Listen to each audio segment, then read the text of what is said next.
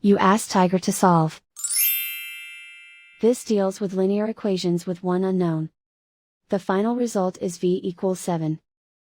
Let's solve it step by step. Group all constants on the right side of the equation. Add 16 to both sides.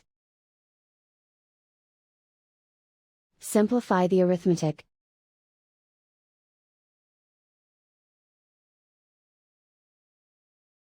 Isolate the v. Divide both sides by 4. Simplify the fraction. Find the greatest common factor of the numerator and denominator. Factor out and cancel the greatest common factor. And so the final result is v equals 7.